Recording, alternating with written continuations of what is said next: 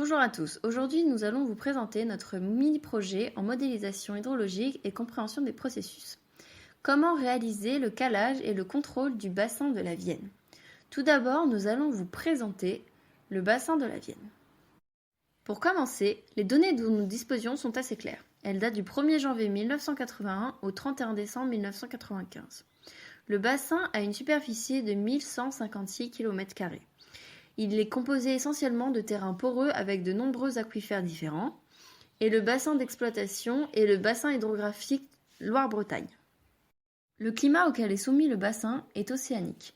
Les précipitations moyennes sont de 703 mm par an et l'EPT annuel en 2018 était de 943,5 mm. La carte à gauche représente l'emplacement exact du bassin. Et le diagramme au centre rassemble les données mensuelles des températures moyennes et des précipitations des villes de Châtellerault et Chauvigny. Pour continuer notre étude, nous devons construire un modèle pluie débit. Sachant que nous avons choisi le bassin de la Vienne à Saint-Priest, d'une superficie de 1156 km², nous avons relevé les données et nous nous apprêtons à l'étudier pour une période de 8 ans, courant du 1er janvier 1982 au 31 décembre 1989. Cette période est assez longue pour englober les débits de pluie importants, survenus notamment à l'automne 82, et qui dénotent avec les autres années. De plus, elle respecte la période de mise en route d'1 an après le début des relevés en 1981. Nous nous sommes intéressés ensuite au calage manuel du modèle pluie-débit, ainsi qu'à l'interprétation physique des paramètres et des critères. Pour réaliser ce calage, il était important de comprendre ce que représentaient les paramètres x1, x2, x3 et x4.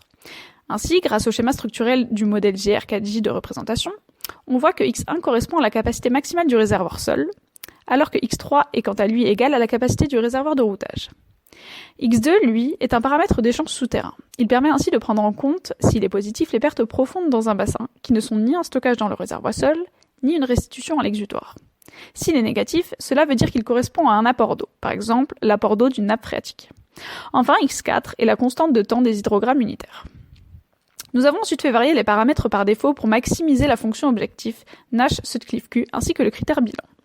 Nash-Sutcliffe-Q permet de rendre compte de l'adéquation des débits simulés et des débits observés. Nous avons ainsi pu remarquer que x1 et x3 étaient les paramètres permettant de maximiser ou minimiser ce critère, qui donne une importance aux simulations, surtout lors des crues. Le critère de Nash sur le log des débits, quant à lui, rend compte aussi de l'adéquation entre les débits calculés et les débits observés, mais lui donne une importance plus particulière aux simulations lors de la baisse périodique des eaux, phénomène qu'on appelle aussi étiage.